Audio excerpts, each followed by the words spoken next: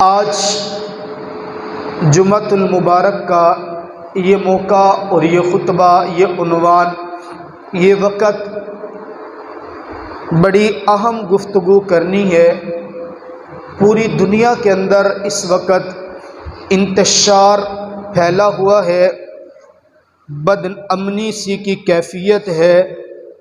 ہر صاحب ایمان جس کے سینے میں میرے اور آپ کے آقا مدنی کریم صلی اللہ تعالیٰ علیہ وسلم کی محبت ہے، بے چینی کا، اضطراب کا شکار ہے۔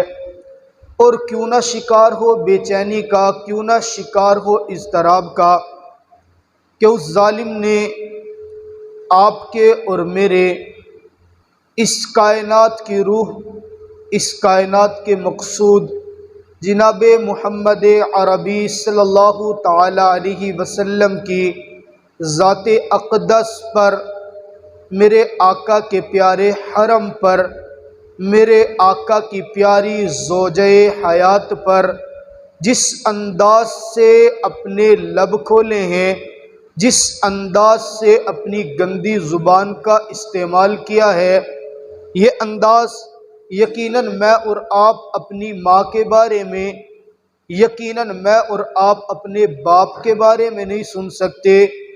بالکل اسی طرح ہم اپنے پیغمبر کی ذات کے بارے میں بھی ایسے نہ الفاظ سن سکتے ہیں اور نہ برداشت کر سکتے ہیں۔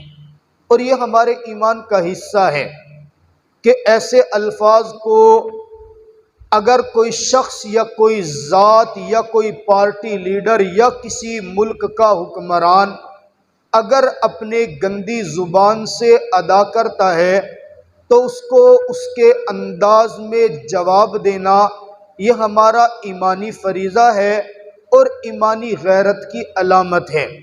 آج کے خطبہ میں اسی بات کے اوپر گفتگو کریں گے کہ میرے آقا مدنی کریم صلی اللہ تعالیٰ علیہ وسلم کو میرے اللہ نے پوری کائنات کے لیے رحمت بنا کے بھیجے۔ آپ ذرا جملے پہ غور کرنا، میرے اللہ کا قرآن فرماتا ہے وَمَا أَرْسَلْنَاكَ إِلَّا رَحْمَةً لِّلْعَالَمِينَ، کہ پیغمبر ہم نے تمام جہانوں کے لیے آپ کو رحمت بنا کے بھیجا۔ اگر گہرائی میں اتر کے سوچے نا، میرے اللہ نے رحمتاً للعالمین کہا، رحمتاً للمسلمین نہیں کہا، رحمتاً للمومنین نہیں کہا۔ یہ نہیں فرمایا کہ میرا پیغمبر صرف ایمان والوں کے لیے رحمت ہے، اسلام والوں کے لیے رحمت ہے، نہ، میرے اللہ نے فرمایا جو میرے پیغمبر کو مانتا ہے اس کے لیے بھی، جو میرے پیغمبر کو نہیں مانتا اس کے لیے بھی میرا پیغمبر رحمت ہے۔ اب اس وقت مختصر سے وقت میں آپ کو پیغمبر کی رحمت کا نقشہ کیا دکھاؤں۔ پیغمبر کی رحمت کے نقشے جو مجھے ملے وہ تو الگ ہے، ایمان والوں کو ملے وہ الگ ہیں، اسلام والوں کو ملے وہ الگ ہیں، اس سے بھی زیادہ ان کو ملے جو میرے پیغمبر کا کلمہ پڑھ کر مسلمان نہیں ہوئے۔ رب کعبہ کی قسم میرے پیغمبر کی رحمت کا حصہ انہیں بھی ملا ہے۔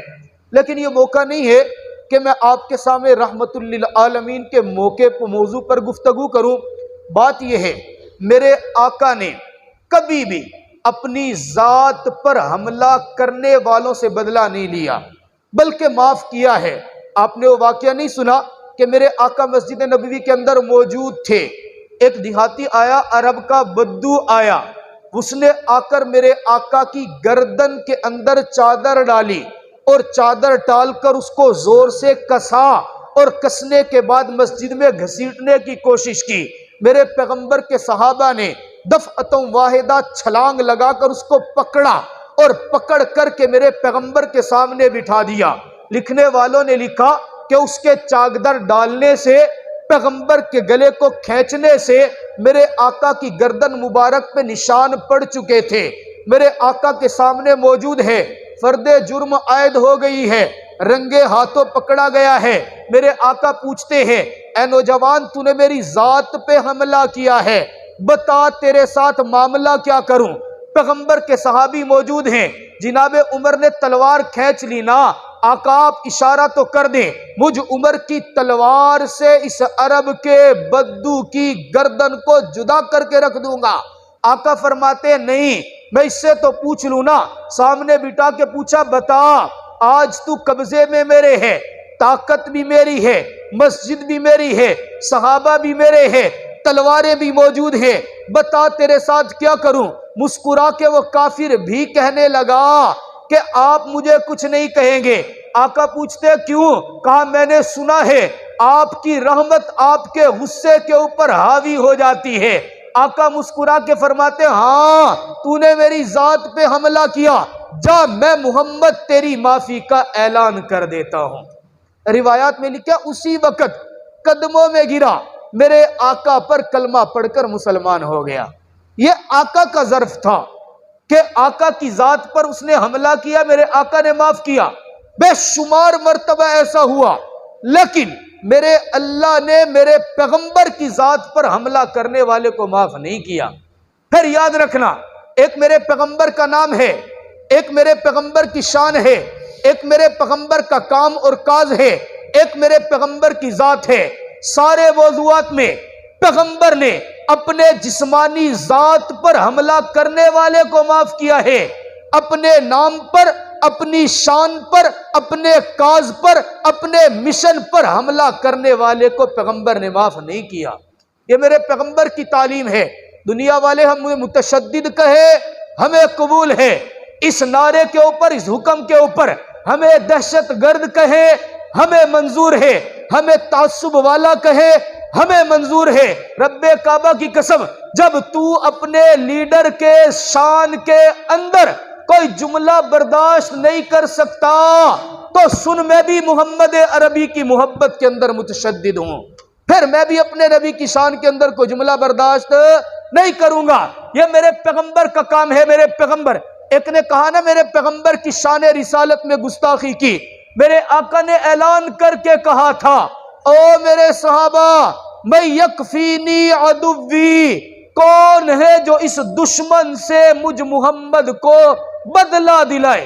آقا چاہتے تو خود لے سکتے تھے، لیکن ایمان والوں کو جھنجھوڑا، صحابہ کو پوچھا تمہارے نبی کی شان میں گستاخی کرنے والا زندہ رہے، کون ہے جو میرے ساتھ اس معاملے کے اندر کھڑے ہوگا؟ رب کعبہ کی قسم، پیغمبر کے زمانے میں ایک واقعہ آپ کو ایسا نہیں ملے گا کہ پیغمبر کی شان پہ حملہ ہو، پیغمبر کے کاز پہ حملہ ہو، پیغمبر کے الفاظ پہ حملہ ہو، پیغمبر کی ذات پہ حملہ ہو اور میرے پیغمبر نے اس کا سر قلم کرنے کا حکم نہ دیا ہو۔ گستاخ رسول کا ایک ہی علاج ہے، اور وہی علاج جو نعرہ لگایا جاتا ہے کہ نبی کا گستاخ رسول کی ایک سزا ہے، اور وہ سزا کہ اس کا سر اس کے تن سے جدا کرنا چاہیے۔ ہونا چاہیے یا نہیں ہونا چاہیے؟ اب یہ کرنا میں نے اور آپ نے نہیں ہے، یہ کرے گا کون وہ بھی بتاتا ہوں۔ رب کعبہ کی قسم، میرا رب محتاج نہیں ہے۔ دنیا والے مت سمجھیں، اقتدار والے مت سمجھیں، اغیار اور اپنے مت سمجھیں کہ تم نے اگر میرے نبی کی ذات کا دفاع نہ کیا، میرے نبی کی شان کا دفاع نہ کیا، میرے نبی کے مقام کا دفاع نہ کیا، میرے نبی کے الفاظ کا دفاع نہ کیا، میرا رب جب دفاع کروانے پہ آتا ہے تو جنگل کے درندوں سے دفاع کرا کے دکھا دیتا ہے۔ آپ دیکھیں، آپ علیہ السلام کے زمانے میں ایک لونڈی ہے، قتل ہو جاتی ہے رات کے وقت، کسی نے اس کے سینے کے اوپر خنجر رکھا، خنجر کو زور سے گاڑا اور پیٹ کے اندر سے نکال کے اس کو بالکل ختم کر دیا۔ مدینہ کے اندر بات اڑ گئی، رات کے اندھیرے کے اندر فلاں لونڈی کو قتل کر دیا گیا۔ میرے آقا نے صبح مسجد کے اندر بلا لیا سب کو، کیونکہ میرے آقا کے زمانے میں پنچایت مسجد میں ہی لگتی تھی، مسائل مسجد کے اندر ہی حل ہوتے تھے، شکایتیں مسجد کے اندر ہی سنی جاتی تھی۔ وہاں پر کسی نے یہ تانا نہیں دیا کہ ان کا سیاست سے کیا کام ہے، وہاں پر کسی نے یہ کام نہیں کہا کہ صرف مسجد کا ممبر سنبھالے اور محراب سنبھالے، نہیں، میرے آقا بیٹھے، کہا کس نے رات قتل کیا ہے، کسی کو قاتل کا پتہ ہے؟ کوئی نہیں بولتا۔ میرے آقا دیکھتے ہیں کوئی نہیں بول رہا، میرے آقا کھڑے ہو کے فرماتے ہیں میں محمد اپنی قسم دیتا ہوں۔ میرے آقا کو پتا تھا نا کہ میرے صحابہ کے دلوں میں میری محبت ہے، جب میری قسم جائے گی نا پھر سچا ضرور اٹھ کے کھڑا ہوگا۔ آقا فرماتا ہے میں محمد قسم دے کے بات کہتا ہوں، وہ کھڑا ہو جائے رات جس نے قتل کیا، ایک نابینا صحابی کھڑے ہوتے ہیں، آقا میں نے قتل کیا۔ آقا غور سے دیکھتے ہیں، تو نے قتل کیا؟ وہ تو تیری لونڈی تھی نا، اس کے بطن سے تو تیرے بچے بھی ہوئے ہیں، اس کے پیٹ سے تو تیری اولاد بھی ہے، تو نے کیوں قتل کیا؟ اور روتے ہوئے کہنے لگا آقا وہ لونڈی میری ضرور ہے، آقا مجھے اس سے محبت بڑی تھی، آقا مجھے اس سے پیار بڑا تھا، آقا مجھے اس سے دل لگی بڑی تھی، آقا اس کے بطن سے 2 خوبصورت بچے بھی میرے ہوئے ہیں، لیکن میرے آقا وہ آپ کی شان میں گستاخیاں کرتی تھی، آقا وہ آپ کی شان کے اندر جملے کستی تھی۔ میں نے بڑا سمجھایا کہ میرے پیغمبر کی شان میں گستاخی نہ کر، آقا آج کی رات اس نے آپ کی شان میں گستاخی کی۔ میرے آقا ایک طرف آپ کی محبت تھی، ایک طرف آپ کی ایمانی غیرت تھی، ایک طرف آپ کا عشق تھا، اور دوسری طرف وہ میرے بچوں کی ماں تھی۔ میرے دل نے کہا نہ کر، اس کو قتل نہ کر، یہ تیرے بچوں کی ماں ہے، لیکن ایمانی غیرت نے جھنجھوڑ کر کہا نہ، جب معاملہ پیغمبر کی رسالت کا ہو، جب معاملہ پیغمبر کی محبت کا ہو، جب معاملہ پیغمبر کی شان کا ہو، جب معاملہ پیغمبر کے نام کا ہو، تو دنیا کی محبت کو دیکھا نہیں جاتا۔ آقا میں نے اپنے ہاتھ سے اس کو جہنم رسید کیا۔ میرے آقا مسکرا کے فرماتے ہو میرے صحابہ اس کا خون معاف ہے، جو اس نے قتل کیا اس کو کوئی کچھ نہ کہے، اس لیے کہ اس نے میری محبت میں آ کے قتل کیا، شاتم رسول کو قتل کیا، گستاخ رسول کو قتل کیا، اس کا ایمانی حق تھا۔ انسانوں نے کس انداز سے بدلے دیے، خدا کی قسم وقت نہیں ہے میں آپ کو واقعات سناؤں۔ آپ جانوروں کی بات لے لینا، میرے آقا کی شان میں گستاخی کی ابو جہل کے بیٹے نے، اور ابو جہل کے بیٹے نے جب گستاخی کی تو میرے آقا نے فرمایا اللہم سلط علیہم کلب من کلاب اللہ، اللہ اپنے کتوں میں سے اس کے اوپر کتا مسلط کرنا۔ میرے آقا چاہتے ابو بکر کو حکم دے سکتے تھے، عمر کو حکم دے سکتے تھے، صحابہ کو حکم دے سکتے تھے، ایک ایک صحابی میرے پیغمبر کے اشارے پر رب کعبہ کی قسم سب کچھ لٹا دیتا، لیکن میرے آقا کو پتا تھا ایک وقت ایسا آئے گا جب ایمان والا ہاتھ نہیں اٹھا سکے گا۔ میں اپنے زمانے کے اندر ان کو بتانا چاہتا ہوں تم کمزور ہو بھی گئے نا، میرا اللہ اپنے جنگل کی مخلوق کو میرے دشمنوں کے اوپر مسلط کرے گا۔ یہ قافلہ لے کر چلے گئے، قافلہ لے کر پہنچے ایک جگہ پر، رات کا وقت گزار رہے ہیں۔ ابو جہل کو پتا چلا پیغمبر نے بد دعا دی ہے، کہنے لگا وہ مانتا ہوں میں نے اس کو نبی نہیں مانا، لیکن اس کی زبان سے جو جملہ نکلتا ہے وہ اللہ رد نہیں کرتا۔ پورے قافلے والوں کا سامان اکٹھا کیا، سامان کے اوپر اکٹھا کر کے ڈھیر بنا کے اوپر سلا دیا۔ اوپر سلانے کے بعد چاروں طرف سارے قافلے والے لیٹ گئے کہ ہم نے اس کا دفاع کرنا ہے، اس کو محفوظ کرنا ہے۔ لیکن آپ یقین کریں رات کا وقت ہے، جنگل کے اندر سے ایک چیتا، شیر، کتا نکلتا ہے، پورے قافلے والوں کا چہرہ سونگتا ہے، سارے سوئے ہوئے چہرہ سونگتا ہے، گویا وہ جنگل کا درندہ بتا رہا ہے کہ جو میرے پیغمبر کی شان میں گستاخی کرتا ہے میرا رب اس کے منہ سے بدبو جاری کر دیتا ہے، بتاتا ہے۔ جنگل کا درندہ پہچانتا ہے۔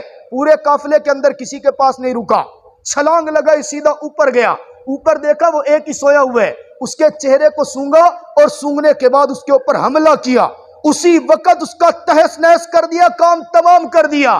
کام تمام کرنے کے بعد روایات میں لکھا ہے اس جنگل کے درندے نے یوں آسمان کی طرف نظر اٹھائی اور آسمان کی طرف نظر اٹھا کے ایک بلند آواز نکالی۔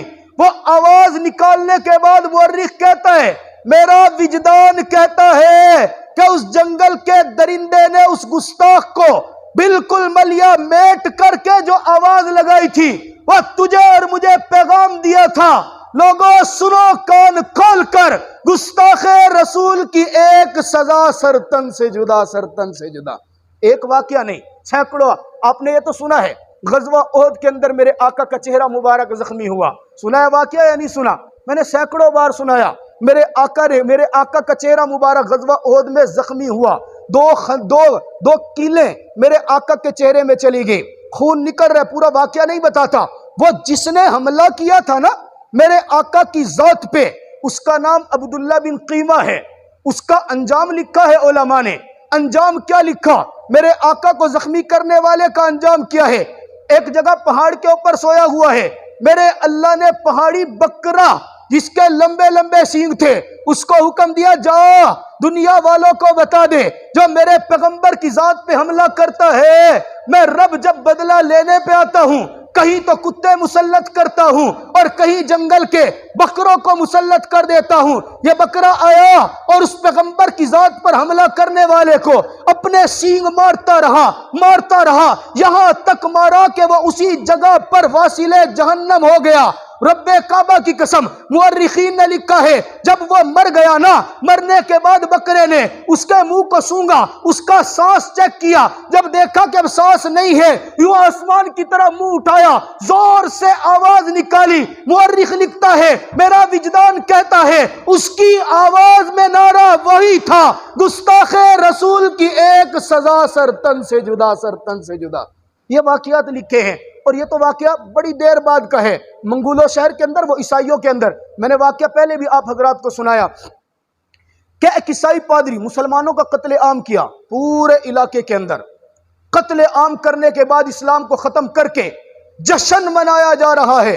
چند ایک مسلمان باقی ہیں، وہ بھی اپنا ایمان ظاہر نہیں کر سکے کیونکہ طاقت ان کی ہے، حکومت ان کی ہے، شہرت انہی کے پاس ہے، اسلحہ انہی کے پاس ہے۔ یہ کھڑا ہے اپنا جلسہ قائم کرتا ہے، جلسے کے اندر اعلان کر رہا ہے، اسلام کے خلاف تقاریر کر رہا ہے، تقریر کرتے نعوذ باللہ میرے پیغمبر کی شان میں گستاخی کر بیٹھا۔ یوں تقریر کر رہا تھا، سامنے ایک بڑا کتا بندھا ہوا ہے، بڑی بھاری زنجیر کتے کے گلے کے اندر ڈلی ہوئی ہے۔ یہ بات کرتا پیغمبر کی شان میں گستاخی کر گیا۔ پورے مجمع کے اندر ایک مسلمان بھی نہیں اٹھا، پورے مجمع کے اندر کسی نے نہیں روکا۔ وہ کتا جیسے اس نے گستاخی کی چھلانگ لگاتا ہے، بھونکنا شروع کرتا ہے، یہ پھر گفتگو کرتا ہے، وہ کتا پھر بھونکتا ہے، یہ خاموش ہوتا ہے تو کتا خاموش۔ ایک وزیر اٹھتا ہے، بادشاہ کے کان میں کہتا ہے، محسوس یوں ہوتا ہے آپ پیغمبر کے شان کے خلاف بات کر رہے ہیں تو یہ کتا برداشت نہیں کر رہا۔ کہنے لگا نا یہ کتا اس کو کیا پتا ہے، میں بات کر رہا ہوں، شاید گفتگو کرتے میرا اشارہ اس کی طرف چلا گیا، ہاتھ اس کی طرف گیا تو اس لیے اس نے بولنا شروع کیا۔ وزیر نے سمجھایا مت کر، ایسا کام مت کر۔ کہنے لگا نہیں، جب طاقت ہوتی ہے نا، بندے کے پاس شہرت ہوتی ہے، بندہ اپنی اوقات بھول جاتا ہے۔ جیسے وہ انڈیا کی، میں اس کو مسجد کے اندر بیٹھ کر کتیا کہوں تو میرا دین مجھے اجازت نہیں دیتا۔ ہم نے کبھی ان کو کہا کہ تم گائے کا پیشاب پینے والے ہو؟ ہم نے کبھی کہا کہ تمہارے گاندھی کے بدن کے اوپر کپڑے کیوں نہیں تھے؟ ہم نے کبھی تمہیں کہا کہ تم گائے کا پیشاب پی کر ڈانس کیوں کرتے ہو؟ ہم نے کبھی تمہیں کہا کہ تم گائے کا گوبر کھانے والی قوم کیسے اسلام کے خلاف بولتے ہو؟ نہیں کہا نا۔ جب ہم نہیں کہتے تو سوال تم سے ہے، تم میرے پیغمبر کی شان کے اندر جملہ کیوں بولتے ہو؟ کہتی ہیں کتابوں کے اندر لکھا ہوا ہے کہ پیغمبر نے 6 سال کی بچی کے ساتھ شادی کی۔ ہم نے کہا لکھا ہوا ہے؟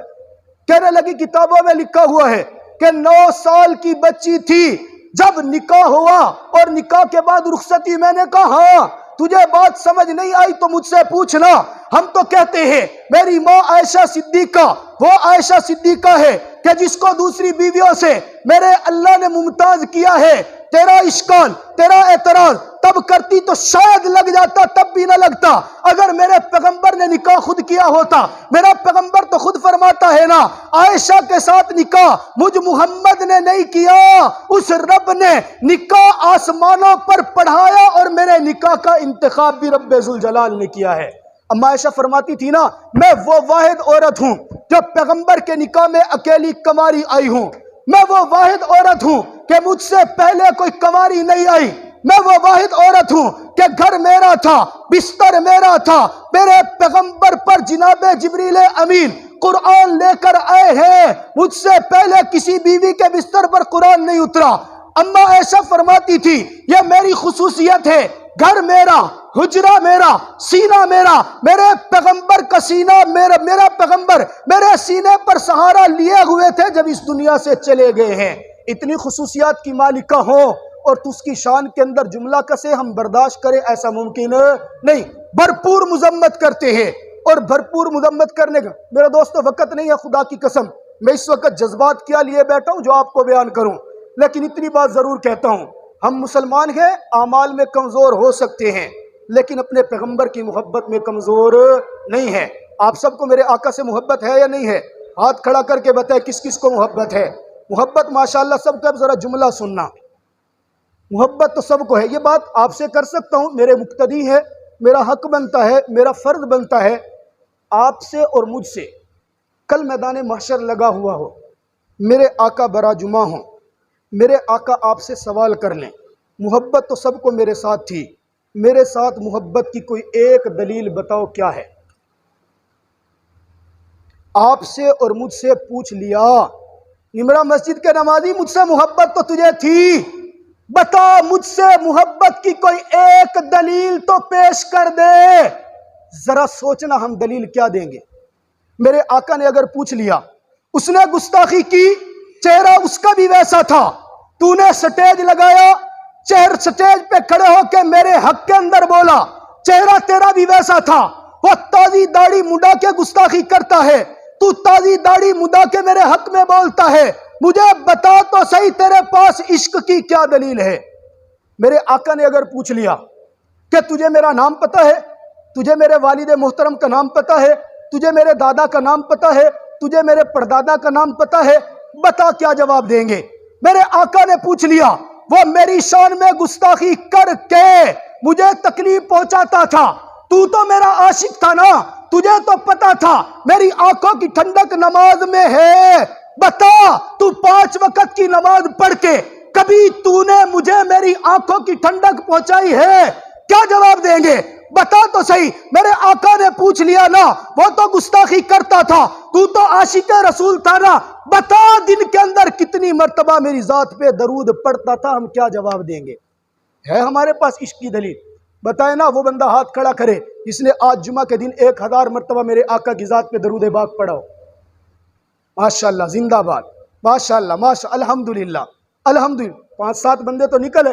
یہ عشق کی دلیل ہے، ہم دلیل کیا دیں؟ اچھا میرے پیغمبر نے پوچھ لیا، عشق تو وہ ہوتا ہے نا، بتا میری بیٹیاں کتنی تھی تجھے پتا ہے؟ بتا میرے نواسے کتنے تھے کیا تجھے پتا ہے؟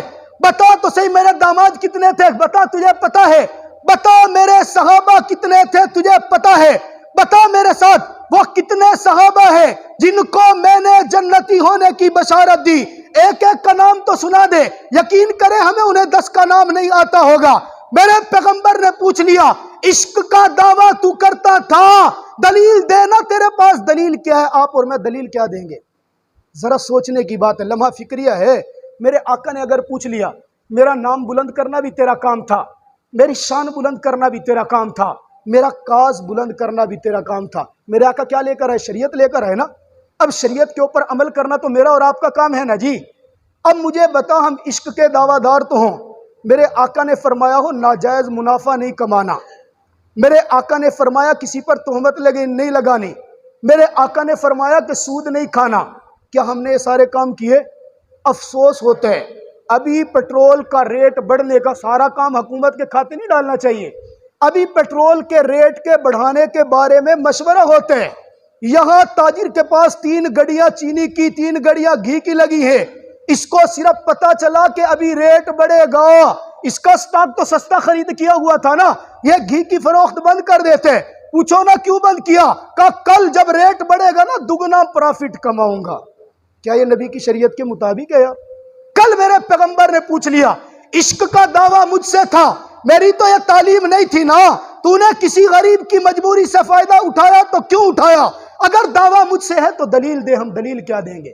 اس لیے میرے دوستو آج سے عزم کرو، ہم عاشق بھی ہیں اور انشاءاللہ اپنے پیغمبر کی سیرت کو پڑھنا بھی شروع کریں گے۔ کریں گے شروع یا نہیں کریں گے؟ اپنے بچوں کو پیغمبر کی سیرت کے قریب لائیں گے یا نہیں لائیں گے؟ اور خود بھی پیغمبر کی سیرت کا مطالعہ کریں گے یا نہیں کریں گے؟ ہم خود بھی پیغمبر کی تعلیمات پر عمل کریں گے یا نہیں کریں گے؟ عزم کر لو نا کہ تو میرے پیغمبر کی شان میں گستاخی کرتا ہے، میں گنبد خضرا میں موجود اپنے آقا کی آنکھوں کی ٹھنڈک 5 وقت کی نماز کی پابندی ضرور کروں گا۔ کون کون کرے گا پابندی؟ کون کون کرے گا؟